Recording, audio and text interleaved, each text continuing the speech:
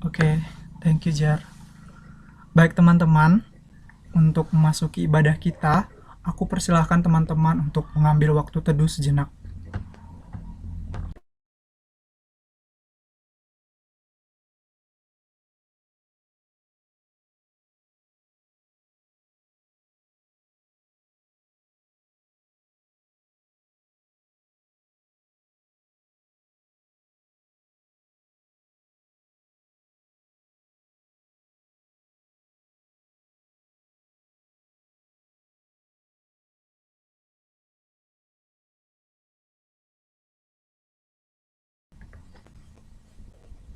Kita berdoa. Terima kasih Tuhan untuk kasih setiamu dalam hidup kami. Pemeliharaanmu, penyertaanmu, dan kebaikanmu, sehingga kami sekarang ini boleh berkumpul untuk bersekutu, memuji nama Tuhan dalam media Zoom meeting ini. Kiranya Engkau Allah yang hadir di tengah-tengah kami, di seluruh rangkaian ibadah kami hari ini, dan arahkanlah hati kami Tuhan agar selalu tertuju kepada Tuhan. Kami juga menyerahkan segala device kami, jaringan kami, biarlah semuanya dapat berfungsi dengan baik untuk kemuliaan nama Tuhan. Terima kasih Tuhan, menyerahkan ibadah kami ini ke dalam tangan pengasihan-Mu. Dalam nama Kristus Yesus kami berdoa dan mengucap syukur. Amin.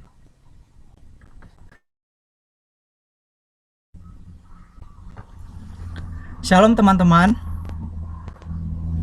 Shalom Her. Sungguh bersyukur ya teman-teman. Di tengah kondisi yang sedang tidak baik-baik saja, Tuhan masih setia menyertai kita. Kita masih dapat bersekutu di sini, masih dapat berkuliah di rumah, dan masih dapat melayani di kampus kita masing-masing.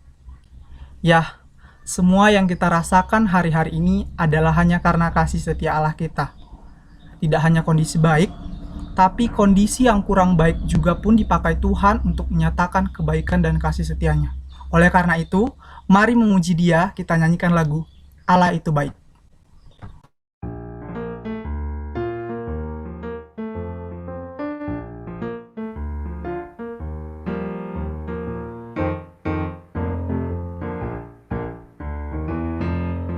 Allah itu baik, sungguh baik bagiku. Ditunjukkannya kasih setianya, Dia menyediakan yang ku perlukan, menyatakan kebaikan, menyatakan kebaikan, menyatakan kebaikannya padaku. Kasih setianya tak pernah berubah, dulu, sekarang, dan selamanya. Ajaiblah kuasa dalam namanya, Yesus luar biasa.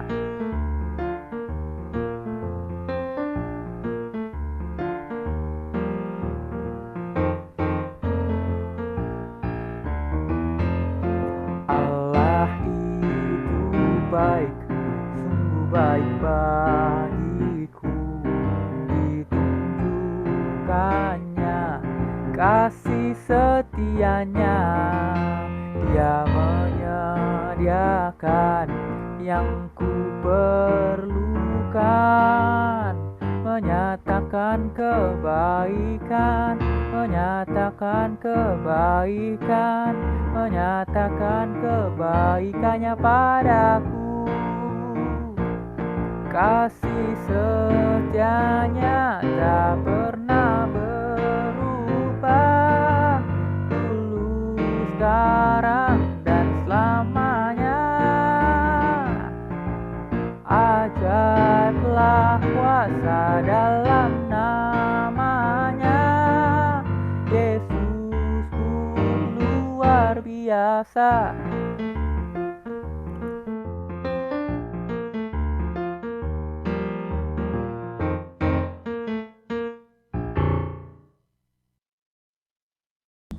kepada pendoa syafaat aku persilahkan. Ya baik, sebelumnya suara aku terdengar dengan jelas tidak? Jelas, Kak. Oke, teman-teman, mari kita bersatu dalam doa. Tuhan, sungguh kami mengucap syukur atas segala kebaikan Tuhan yang tidak pernah berhenti dalam kehidupan kami. Kami sungguh bersyukur Tuhan, kami boleh hadir bersama-sama di dalam ruang Zoom meeting ini untuk mengikuti ibadah PMKJ Bapak. Tuhan Yesus, kami bersyukur Tuhan memberkati setiap jaringan kami, bahkan media yang kami gunakan, Bapak. Kami mau berdoa buat setiap teman-teman kami yang mungkin belum dapat hadir hari ini, kiranya Engkau memberkati mereka, kiranya Engkau menolong mereka, biarlah di pertemuan yang akan datang nanti kami boleh sama-sama hadir Tuhan. Tuhan, kami mau berdoa Tuhan, biarlah ibadah kami ini boleh berjalan dengan baik dan lancar Tuhan dari awal pertengahan hingga pada akhirnya. Kami mau berdoa buat setiap pelayan Tuhan yang telah mengambil bagian pada hari ini. Kiranya Engkau memberkati kami pribadi lepas pribadi Bapa, dan juga teman-teman kami yang telah hadir hari ini juga Tuhan. Kiranya Engkau yang memberkati mereka. Bapa dalam sorga, sebelum kami ingin menaikkan setiap doa-doa syafaat kami, setiap pokok-pokok doa syafaat kami, terlebih dahulu ampunkanlah kami atas setiap dosa dan pelanggaran kami, jikalau kami sering sekali melukai hati sesama kami terlebih Engkau. Bapa, layakkanlah kami di hadapan-Mu Tuhan.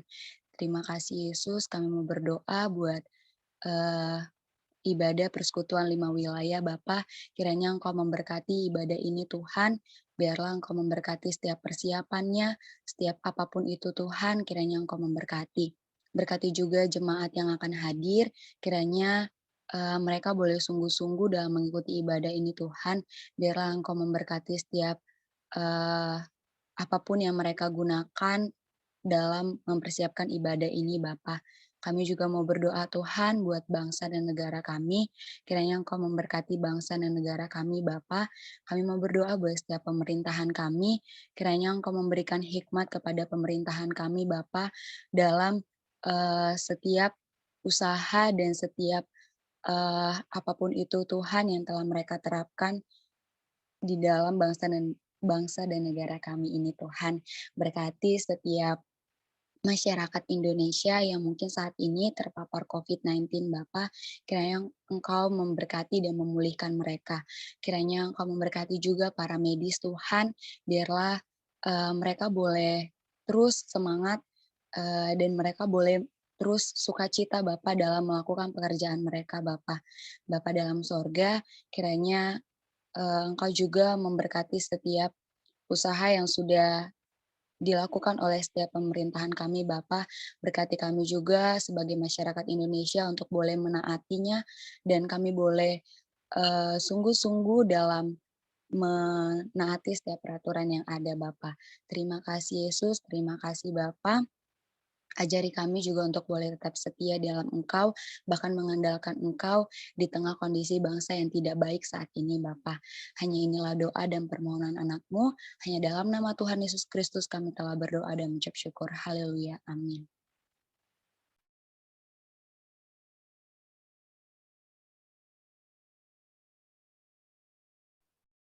Oke, teman-teman, udah sampai kita ke saat yang paling kita nanti-nantikan, Warta.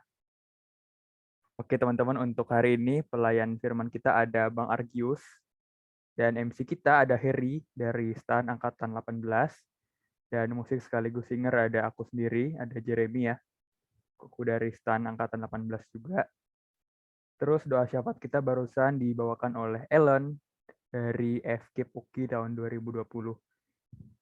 Ya, usernya aku, slidernya Eze Uki 2017. Next. Apa nih? Oke, teman-teman, mengundang kita semua untuk hadir di ibadah kita P5W tanggal 24 Agustus 2021. Dan untuk P5W ini kita bakal ada doa keliling. Jadi aku mau mengajak teman-teman mewakili kampusnya untuk sharing, karena kalau nggak sharing, ya nggak jadi P5W kita.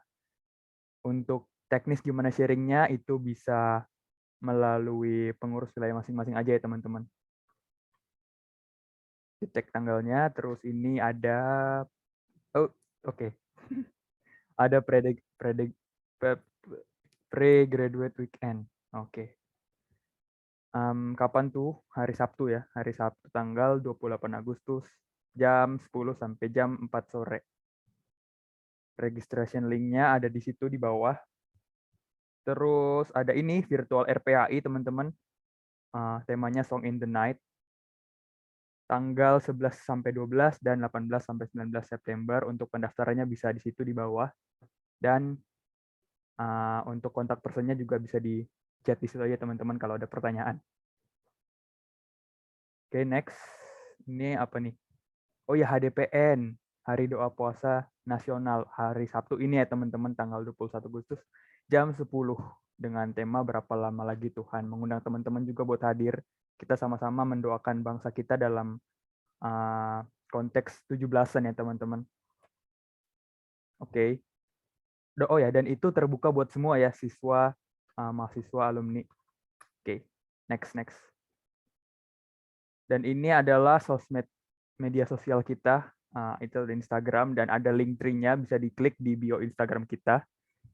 Dan itu channelnya Perkantas, bisa di-subscribe, kalau enggak juga nggak apa-apa sih. Oke. Oke, itu aja kayaknya warta kita teman-teman, aku kembalikan ke Heri. Oke. Makasih, Jar. Oke. Penuhkanlah bejanaku. Lagu ini merupakan salah satu lagu yang menyatakan kerinduan dan kehausan jiwa kita akan firman Tuhan. Firman yang mengubah sikap hati, firman yang menegakkan kita kala terjatuh. Saat ini, dengan penuh kerinduan, mari kita sambut firman Tuhan, kita nyanyikan lagu ini.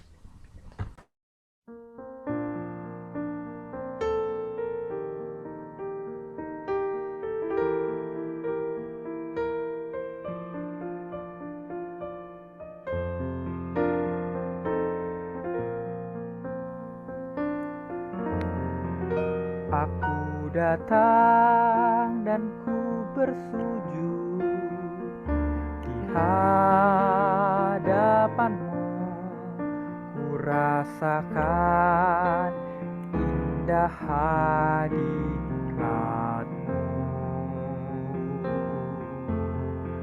Telah ku buka mata hatiku dan seluruh jiwaku untuk ku nikmati firman-Mu. Firman-Mu yang kuasa untuk mengubah sikap hati. Firman-Mu yang tegakkan di saat ku terjatuh. Penuhkanlah bejanaku dengan air sungai-Mu. Ku haus akan firman-Mu.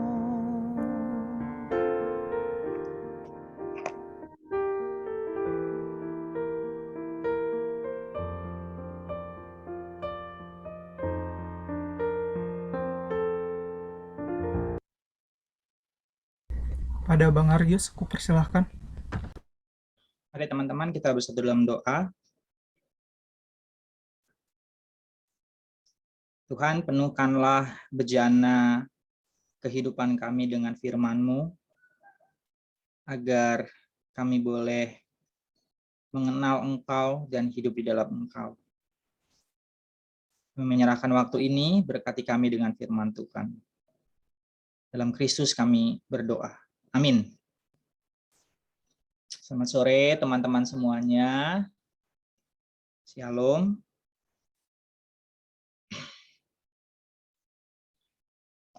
Ya, boleh ke slide selanjutnya.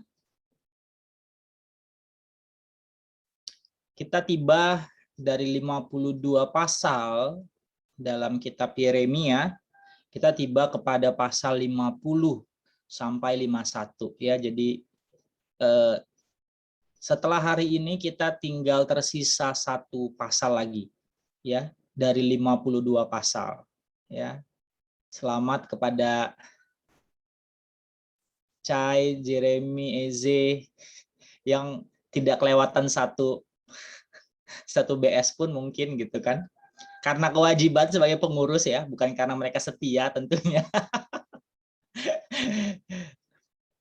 Ya, teman-teman, kita masuk ke pasal 50 sampai 51 ya. Ada 2 pasal karena pasalnya sangat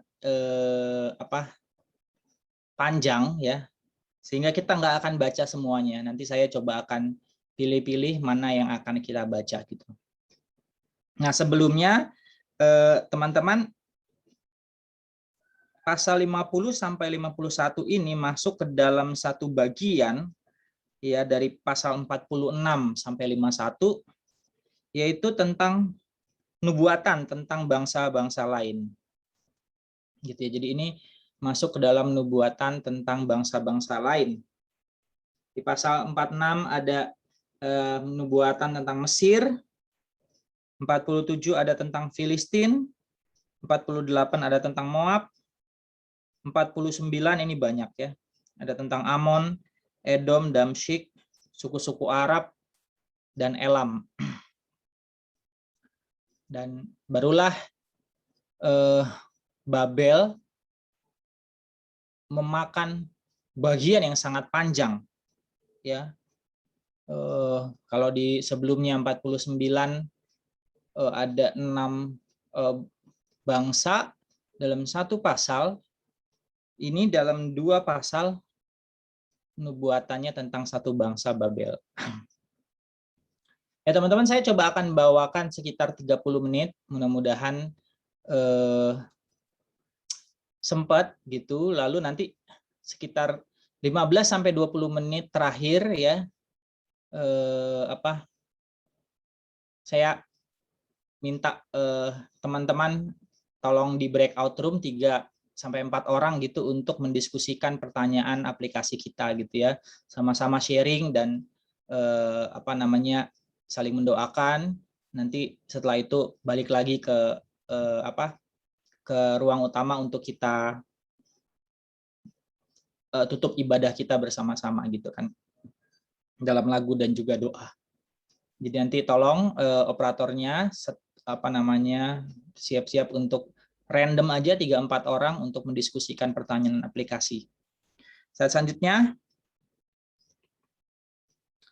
nah, nubuat kehancuran Babel ya. Di sini kita bisa lihat mulai dari pasal 50 ayat 1 sampai 3 sudah dinubuatkan kehancuran Babel. Boleh slide selanjutnya. Cai, boleh tolong baca, Cai, ini ayatnya yang ada di slide, ayat 1 sampai 3.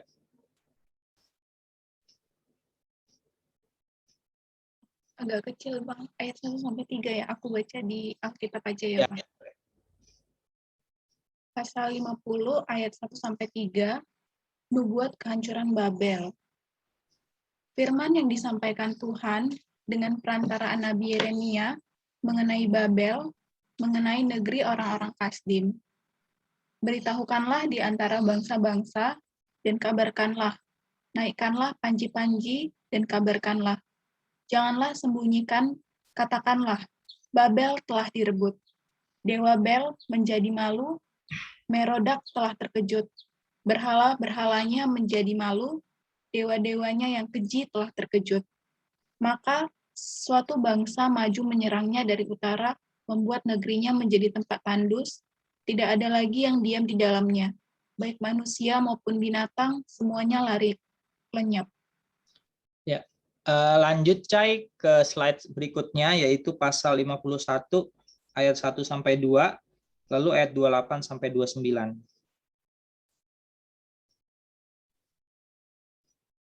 Beginilah firman Tuhan.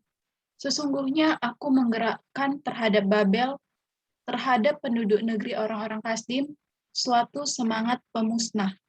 Aku akan mengirim ke Babel penampi-penampi yang akan menampinya dan yang akan menyapu bersih negerinya, sebab mereka mengepungnya dari segala pihak pada hari malapetaka. Persiapkanlah bangsa-bangsa berperang melawannya. Raja-raja Media beserta bupati-bupati dan pembesar-pembesarnya dan setiap negeri yang di bawah kuasanya. Bumi berguncang dan bergetar, sebab rancangan Tuhan terhadap Babel sedang terlaksana, yakni untuk membuat negeri Babel menjadi tempat tandus yang tidak berpenduduk. Lanjut, Cai. Slide selanjutnya, pasal 51 ayat 59 sampai 64. Pesan yang diberikan Nabi Yeremia kepada Seraya bin Neria bin Mahsea ketika Seraya pergi bersama-sama Zedekia Raja Yehuda ke Babel pada tahun yang keempat hari pemberitaannya. Seraya waktu itu adalah kepala perlengkapan. Yeremia telah menuliskan dalam sebuah kitab segenap malapetaka yang akan menimpa Babel, yakni segala perkataan yang tertulis di sini mengenai Babel. Kata Yeremia kepada Seraya, "Jika engkau tiba di Babel, maka ikhtiarkanlah supaya engkau dapat membacakan segala perkataan ini. Dan katakanlah, Tuhan, engkau telah berfirman tentang kota ini, bahwa engkau akan melenyapkannya, sehingga tidak ada lagi yang diam di dalamnya, baik manusia maupun hewan, dan sehingga kota ini akan menjadi tempat tandus untuk selama-lamanya. Apabila engkau selesai membacakan kitab ini, maka ikatkanlah sebuah batu kepadanya, lalu lemparkanlah ia ke tengah-tengah sungai Efrat, sambil berkata, beginilah Babel akan tenggelam, dan tidak akan timbul-timbul lagi, oleh karena malapetaka yang kudatangkan atasnya sampai di sini. Sampai di sinilah perkataan-perkataan Yeremia. Ya, makasih, Cai. Nah, teman-teman, Babel ini adalah satu kerajaan kuno yang sangat besar dan sudah sangat lama gitu. Minimal 2000 tahun sebelum Masehi ini sudah ada gitu. Nah, ini kerajaan yang sangat besar dan menemukan kejayaannya di masa-masa ini, ya, di masa dia mengalahkan Yerusalem, mengalahkan Israel, ya. Ini masa-masa kejayaan Babel seperti itu. Dan nubuat ini disampaikan oleh Yeremia di masa di mana Babel sangat berjaya. Ya, kalau kita lihat di situ ini nubuat tentang Babel ini dititipkan kepada Seraya, ya. Seraya pada tahun keempat pemerintahan Zedekia. Jadi tahun keempat pemerintahan Zedekia itu adalah tahun keempat setelah raja sebelumnya, Yoyakin, itu ditawan ke Babel gitu. Jadi raja Yehuda sebelumnya sedang ada di Babel, ditawan begitu kan. Nah, Zedekia dipanggil kemungkinan karena ditanya oleh Nebukadnezar, ya, tentang kesetiaannya begitu kepada Babel, karena nampaknya dicurigai mau memberontak. Dan nanti teman-teman kita melihat bahwa memang benar, ya, Zedekia memberontak kepada Babel, sehingga Babel sudah tidak tahan lagi dengan pemberontakan Yehuda ini, benar-benar dihabisin gitu. Teman-teman kita lihat juga bahwa tahun 2019 UNESCO menetapkan, ya, kota Babilonia jadi situs warisan dunia di Turki. Ya, ini Babel masa lalu, ya, peninggalan-peninggalan, situs-situs peninggalan masa lalu di Turki, ya. Babel itu ada di Turki begitu. Sebagian di Suriah juga ada. Dan itu, ya, kerajaannya memang benar-benar sudah musnah begitu, tidak ada lagi, ya. Kalau kayak Inggris gitu masih ada rajanya gitu-gitu, ya, atau Jogja masih ada raja, ya. Babel nggak ada lagi, udah benar-benar habis begitu. Bisa dibilang yaitu penggenapan firman juga, ya, kerajaan Babel benar-benar habis, ya. Dan ini kalau dari tadi kita coba baca, memang penghukuman atas Babel itu sedemikian dahsyat begitu dinubuatkan, ya. Slide selanjutnya. Nah, sebenarnya apa sih dosa Babel, ya? apa sih dosa Babel? Boleh gantian nggak? Mungkin Vina bisa tolong baca dosa Babel ya. Pasal 50 ayat 24, ayat 28 sampai 29. Dosa Babel, aku memasang jerat bagimu dan memang engkau terjebak, hai Babel, dengan tidak mengetahuinya.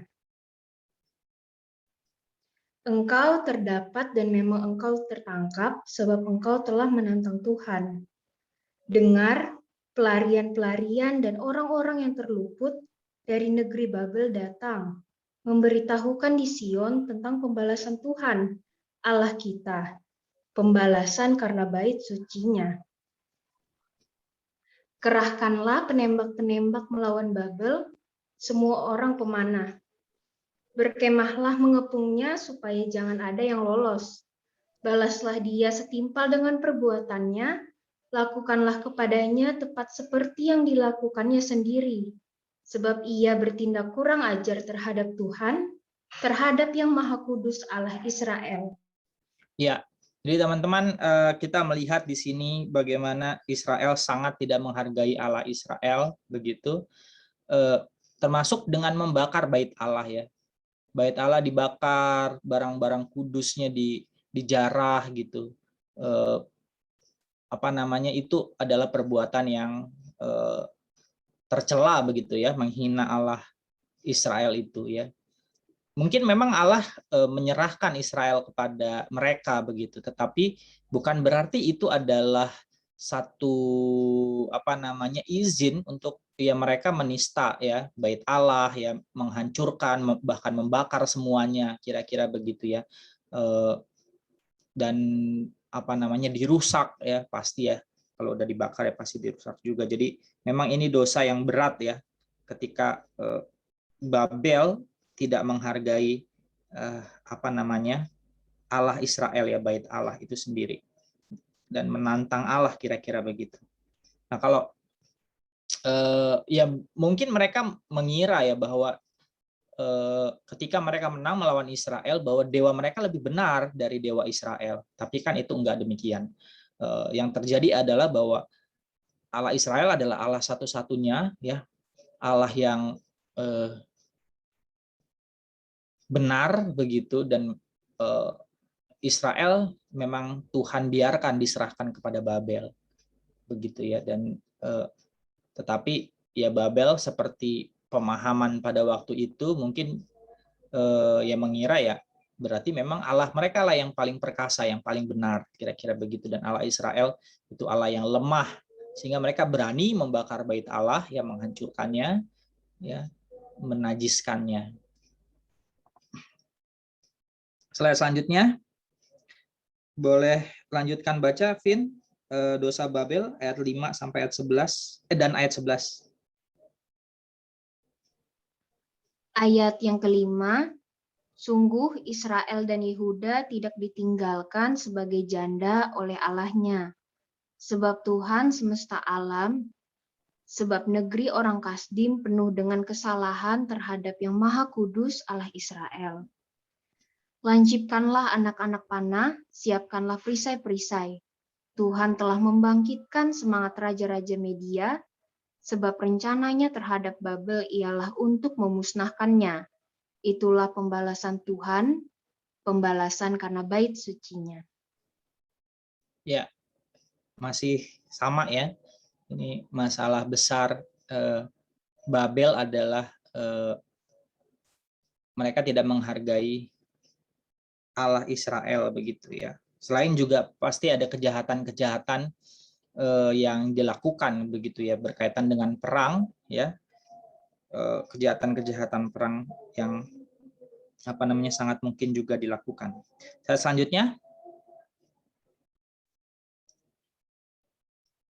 nah penggenapan dalam sejarah ya dari firman yang dinubuatkan atas Babel itu terjadi pada tahun 538 ya. Sekitar 51 tahun setelah kehancuran Yerusalem, setelah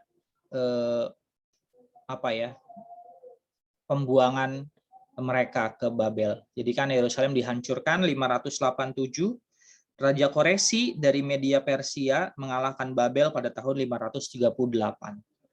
Jadi Babel yang besar itu, Babel yang kalau kita baca pelan-pelan pasal 50 sampai 51 dikatakan rakyatnya sangat banyak ya, itu akhirnya kalah gitu. Ya. Pada 51 tahun kalau misalnya dari nubuat ini dibacakan oleh Seraya, ya Seraya ini adalah saudaranya Baruh ya, sekretarisnya Yeremia. Dikatakan dia pergi ke Babel membawa nubuat ini tahun keempat, ya berarti dipotong 4 tahun lah ya. Jadi sekitar 47 tahun setelah dibacakan nubuat ini terjadi ya, bahwa Babel yang besar itu dikalahkan oleh Media Persia, oleh Raja Koresi. Slide selanjutnya. Ya, dari sini kita bisa melihat ya, Allah yang setia dalam menghukum dosa. Tidak peduli siapa yang melakukan dosa, bersembunyi kemanapun, sebesar apapun, sekuat apapun, ya Tuhan bisa menghukum dosa, mendatangkan keadilan ya atas pendosa itu. Ya, ini Mazmur 9 ayat 8, and he shall judge the world in righteousness, he shall minister judgment to the people in uprightness. Jadi Allah itu setia dalam menghukum dosa, ya, baik secara pribadi ataupun secara bangsa, ya. Bangsa yang jahat, ya, tinggal tunggu aja pembalasan Tuhan. Pribadi-pribadi yang jahat tinggal tunggu aja pembalasan Tuhan. Ya, ada yang pernah bilang gitu bahwa kalau orang tuanya korupsi, ya, seringkali ditemukan bahwa anak-anaknya itu jatuh ke narkoba, ya, hancur hidupnya begitu, dan itu banyak ditemukan. Nah, mungkin ini adalah, saya sih yakin ya, keadilan Tuhan, penghukuman Tuhan atas itu, ya. Nah, tetapi kita melihat juga ada yang korupsi, anaknya enggak narkobaan, hidupnya sukses ya, kayaknya sehat, panjang umur dan lain-lain. Nah, tapi juga kita tahu ya bahwa ya kalau enggak sekarang kenanya, ya nanti ketika hakim seluruh bumi datang, Kristus datang kembali, ya di situ dihukumnya. Tapi dosa nggak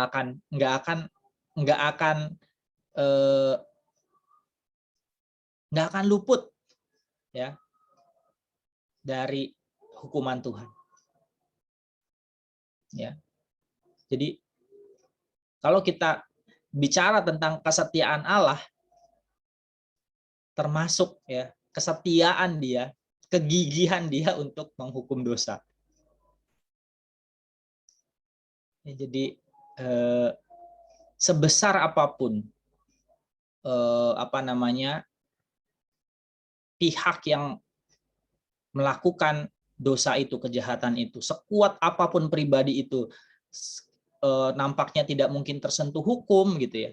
Tetapi ya kita melihat di sini Babel sendiri yang sangat besar itu yang sudah ribuan tahun, luar biasa, itu pun bisa runtuh begitu. Ya. Oleh penghukuman Tuhan. Dan selanjutnya, nah, tetapi kita perlu ingat gitu ya, hukuman Tuhan atas orang percaya adalah didikan supaya bertumbuh ya. Namun tidak menghilangkan jaminan keselamatan dan pengampunan dosa. Ya. Roma 8 ayat 1, oleh karena itu sekarang tidak ada lagi penghukuman bagi orang yang berada di dalam Yesus Kristus. Ya, teman-teman, hukuman atas dosa kita itu sudah ditanggung oleh Kristus. Dosa yang mana? Dosa masa lalu, dosa masa kini, dosa yang akan datang. Karena kita bilang Kristus mati sekali untuk selama-lamanya. Jadi nggak mungkin lagi kita ini gitu yang sudah percaya Kristus itu dihukum, ya. Hukumannya udah terjadi di dalam Kristus. Jadi kepastian keselamatan itu jaminan keselamatan itu bukan karena perbuatan baik kita, itu karena kematian Kristus. Anugerah Allah semata-mata. Nah, kalau terjadi hukuman-hukuman Allah atas kita, atas kesalahan pelanggaran kita, itu didikan Tuhan sebenarnya, ya. Karena hukumannya sendiri sebenarnya udah terjadi dalam Kristus. Ya. Sehingga dari sini saya bisa mengatakan ya, kalau misalnya saya mati ketika jatuh dalam dosa, ya memang saya malu ya sama Tuhan gitu ya, matinya lagi dalam dosa begitu. Tapi kalau saya memang anak Tuhan, saya sungguh-sungguh percaya Kristus, saya nggak perlu khawatir gitu, ya. Apalagi ya matinya ya dosanya sepele lah begitu ya, ya semua dosa ya memang di hadapan Tuhan yang kudus semua dosa ya sama begitu, tapi di hadapan kita dosa beda-beda ya.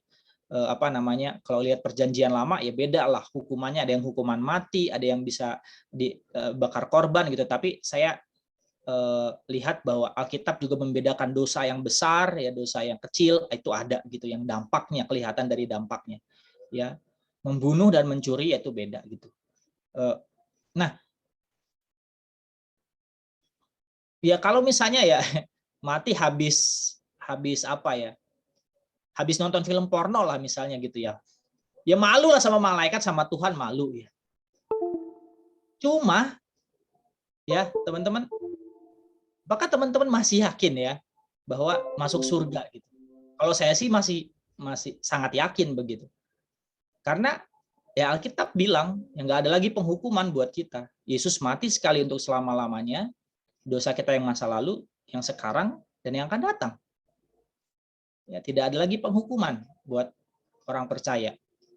Dan kalau kita kemudian kena hukuman, didikan Tuhan, yaitu didikan Tuhan.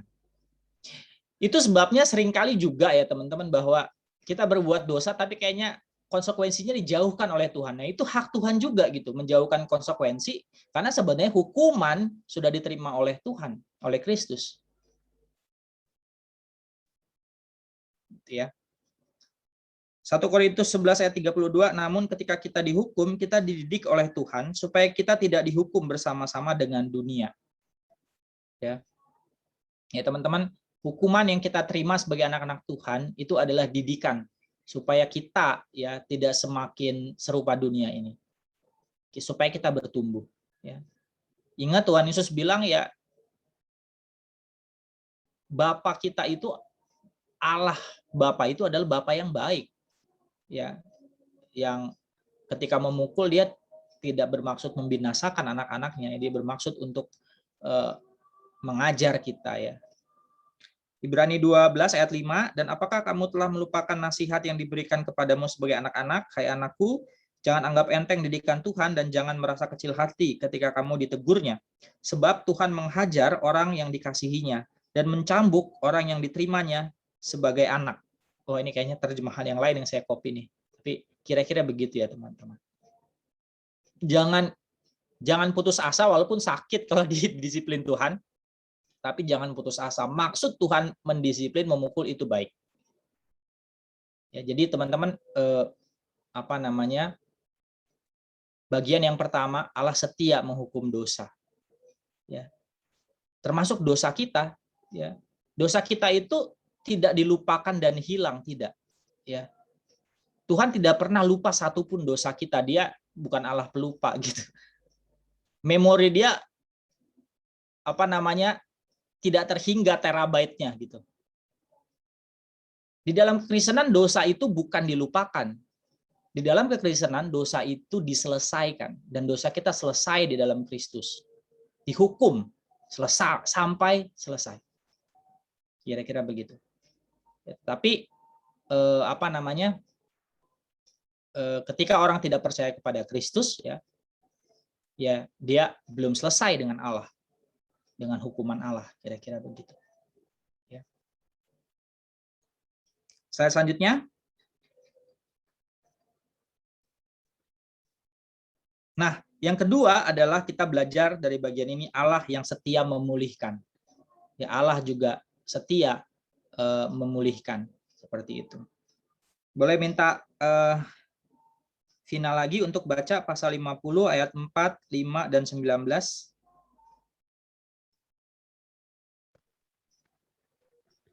Allah yang setia memulihkan. Pada waktu itu dan pada masa itu, demikianlah firman Tuhan, orang Israel akan datang bersama-sama dengan orang Yehuda. Mereka akan berjalan sambil menangis dan mencari Tuhan Allah mereka. Mereka menanyakan jalan ke Sion, kesanalah mereka terarah. Marilah kita menggabungkan diri kepada Tuhan, bergabung dalam suatu perjanjian kekal yang tidak dapat dilupakan. Tetapi aku akan mengembalikan Israel ke padang rumputnya, supaya ia makan rumput di atas Karmel dan di Basan, dan menjadi kenyang di atas pegunungan Efraim dan di Gilead. Ya, jadi mereka akan mencari Tuhan. Ada pemulihan rohani di sana. Ya, setelah dididik, diajar, mereka mencari Tuhan. Mereka mencari Tuhan. Mereka kembali ke Sion. Lalu yang tadinya mereka terpecah, Israel Utara dan Selatan, ya, mereka bersama-sama sekarang. Ya, memang setelah ini ya tidak ada pembagian utara dan selatan lagi, ya. Selain mereka juga sudah hancur kan begitu, ya. Kalau dibagi lagi ya memang makin sulit untuk membangun gitu. Tapi kemudian ketika mereka kembali dari pembuangan, mereka bersatu untuk membangun bait Allah, bersatu untuk membangun tembok Yerusalem. Jadi ada hasil didikan Tuhan itu. Ya. Mereka kembali kepada Tuhan dan mereka juga dipulihkan, ya, secara jasmani, mereka juga dikembalikan, ya. Dikatakan ke padang rumputnya supaya ia makan rumput di atas Karmel dan di Basan, dan menjadi kenyang di atas pegunungan Efraim dan di Gilead. Makmur kembali. Jadi Allah memulihkan baik secara rohani dan juga secara fisik, ya, bangsa itu. Begitu. Jadi berkat Allah ada yang bentuknya fisik, bentuknya rohani, begitu. Jadi Allah sebenarnya sudah terbukti lah, ya, kepada umatnya bagaimana Allah bisa mengeluarkan mereka dari bangsa budak menjadi bangsa yang besar yang memiliki tanah yang subur, limpah susu dan madunya. Nah, sekali lagi Tuhan membuktikan kepada mereka bagaimana mereka yang dibuang, ya, yang hancur, sekali lagi dipulihkan. Ya, nanti ini akan terjadi, ya, kepulangan mereka, lalu pembangunan kembali bait Allah di bawah Ezra, lalu pembangunan kembali tembok Yerusalem di bawah Nehemia, ya. Jadi benar terjadi, ya, janji pemulihan ini terjadi. Slide selanjutnya, ya, ada 3 masa kepulangan, ya, tiga gelombang kepulangan, ya, Ezra, Nehemia, dan nanti sekali lagi terakhir, gitu kan. Jadi benar-benar dipulihkan. Selanjutnya, ya teman-teman, mudah-mudahan ke ini, ya, kelihatan gitu, kecil sekali.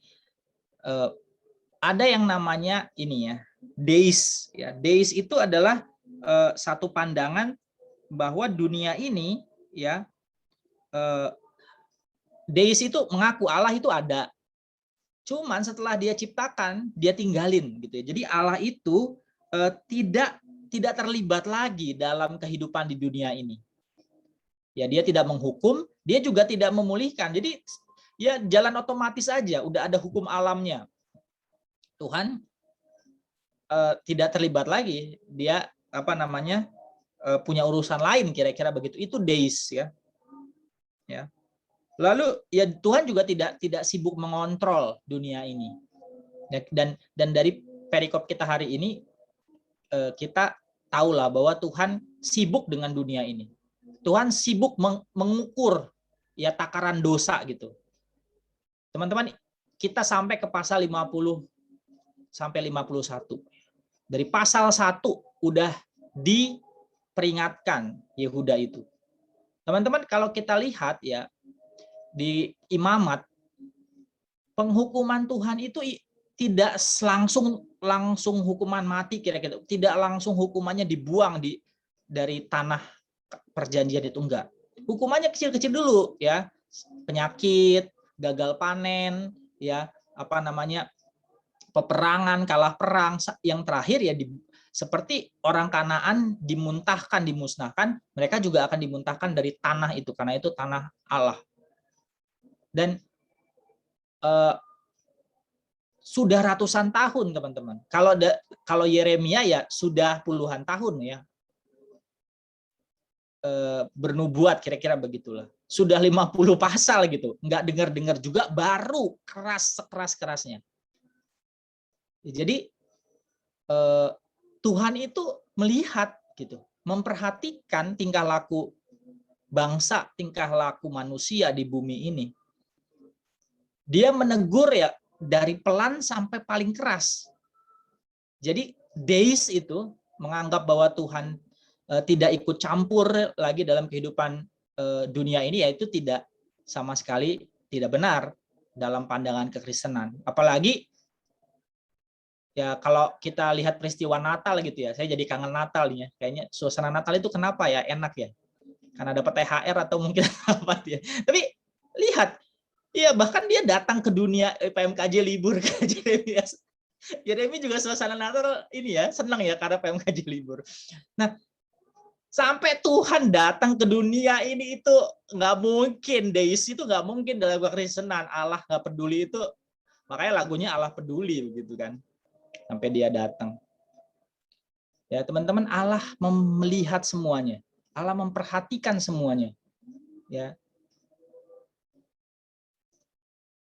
Jadi jangan takut teman-teman kalau ada orang yang sangat jahat, ada negara yang sangat jahat, Tuhan ya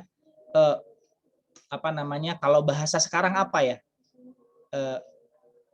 Gua pantengin ya, masih gua pantengin gitu, masih gua pantengin ya. Masih dipantengin sama Tuhan. Slide selanjutnya. Ya teman-teman, ini pertanyaan aplikasi ada 2 yang nanti teman-teman coba diskusikan dan kita saling mendoakan ya di kelompok. Yang pertama, adakah pihak-pihak yang jahat atau bersalah yang kamu pikir tidak mungkin mendapatkan hukuman karena terlalu kuat dan besar? Ya, ada nggak? Baik negara kah, baik oknum tertentu kah, baik orang tertentu ya yang kita kenal yang jahat gitu, yang membuat salah dan kayaknya ya dia baik-baik aja gitu, nggak mungkin kena hukum, nggak mungkin dapat keadilan gitu, dan kita jadi sakit hati gitu. Masih ada nggak teman-teman begini? Ya Babel-Babel yang kita kira tidak tersentuh hukum, kira-kira tidak tersentuh hukuman Tuhan. Ya, ada nggak gitu? Atau kalau dalam pelayanan yang mengganggu pelayanan yang nampaknya terlalu besar masalahnya gitu ya. Gereja tertentu yang ingin menghancurkan denominasi gitu misalnya.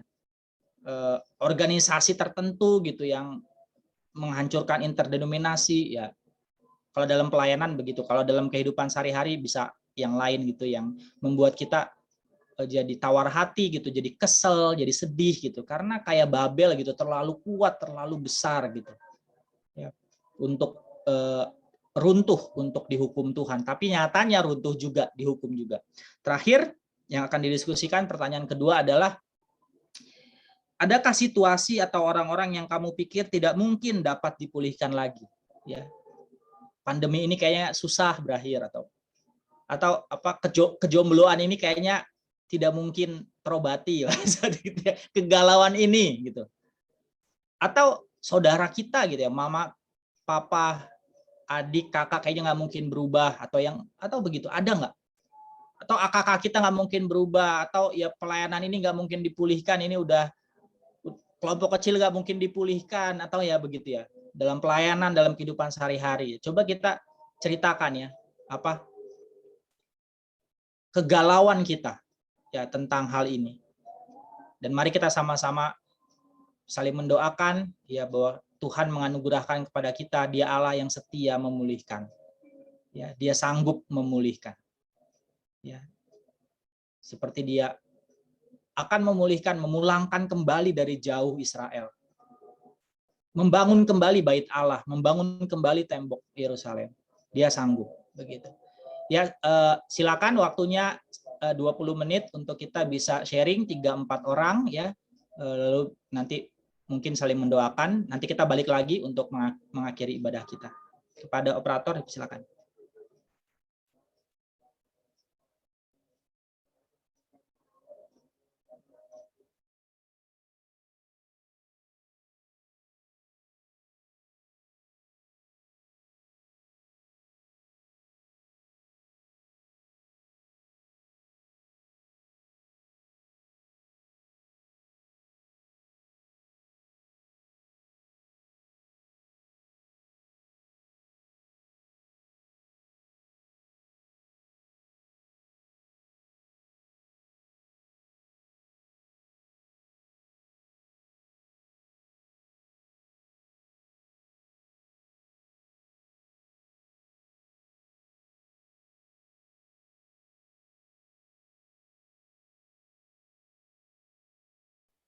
Mau dong ikutan dong ke kelompok dong.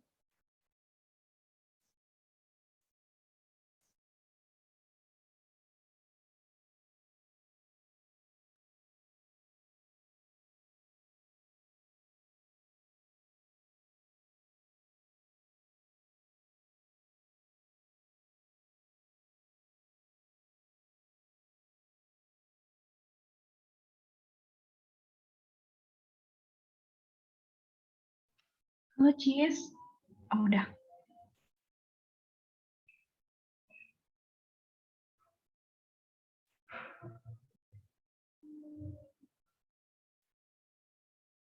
Oke.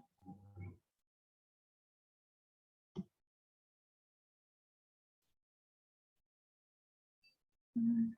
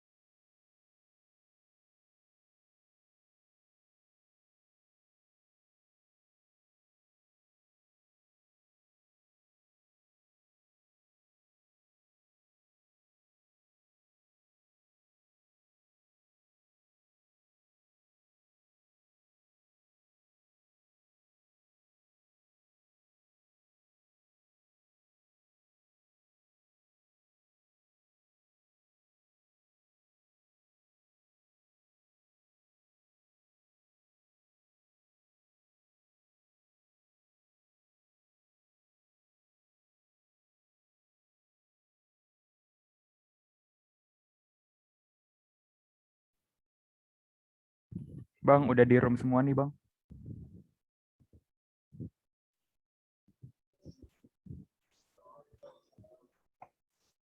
Oke, teman-teman, mari kita tutup dalam doa untuk perenungan firman. Tuhan, terima kasih untuk waktu kami sekali lagi boleh membahas firman-Mu.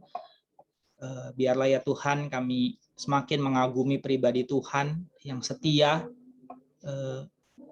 mendisiplin kami, mendidik kami, menghukum dosa-dosa yang ada di dunia ini, tapi juga Engkau setia ya Tuhan, memulihkan. Terpuji termulia Engkau ya Bapa, dalam Kristus kami bersyukur. Amin. Berikan kepada Harry. Terima kasih kepada Bang Argius untuk firman yang di-sharingkan hari ini. Dari firman Tuhan tadi, aku menangkap dua hal. Yang pertama, Allah itu adil. Meskipun Allah memakai bangsa Babel untuk menghukum Israel, Allah juga nggak tutup mata akan dosa-dosa mereka. Sekuat apapun ataupun sekebal apapun bangsa Babel, Allah tetap adil untuk menghukum atas pelanggaran-pelanggaran mereka. Yang kedua, Allah itu tetap setia bahwa Ia akan memulihkan anak-anaknya dari segala pergumulan, sesulit apapun pergumulan tersebut. Seperti Seraya yang merupakan sekretaris Yeremia, menuturkan pesan Yeremia tentang kasih Allah ke bangsa Israel, kita pun dipanggil Allah untuk menuturkan kasih setianya di kampus kita. Mari teman-teman dengan penuh komitmen untuk tidak jemu-jemu menuturkan kasih setia Tuhan, kita nyanyikan lagu Ku Nyanyikan Kasih Setia Tuhan.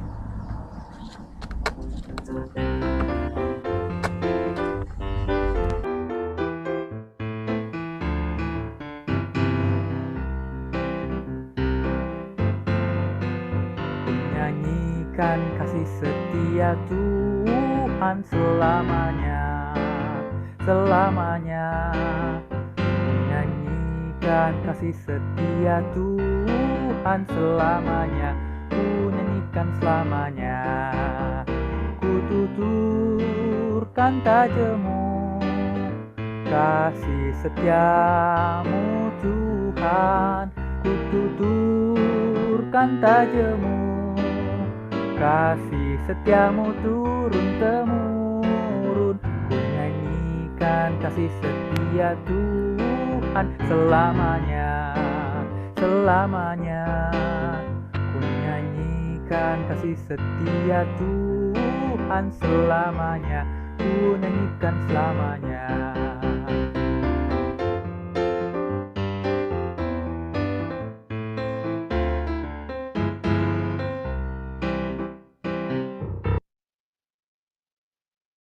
Pada Bang Argius, aku persilakan. Mari teman-teman kita dalam doa.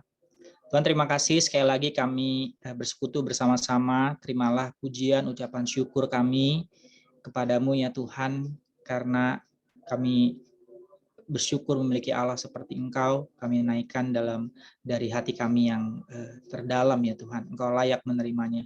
Biarlah itu menjadi dupa yang harum di hadapan-Mu ya Tuhan. Terima kasih untuk sharing, juga untuk firman Tuhan yang boleh sama-sama kami renungkan ya Tuhan. Terima kasih untuk para pelayan, untuk Harry, untuk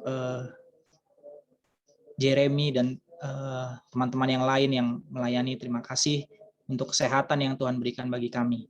Tuhan, kami terus menyerahkan diri kami, menyerahkan juga teman-teman STAN yang masih UAS, dan mungkin ada kampus-kampus lain juga yang sedang UAS. Tuhan yang memberkati juga, berkati pelayanan di kampus-kampus ya Tuhan, supaya Tuhan terus memakai untuk boleh menjangkau mahasiswa semakin mengenal Allah, menikmati hidup di dalam Engkau.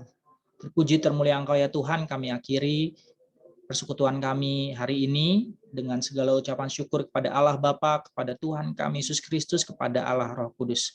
Di dalam Kristus kami berdoa bersyukur. Amin. Terima kasih teman-teman, sampai jumpa. Teman-teman boleh ngambil waktu teduh sejenak.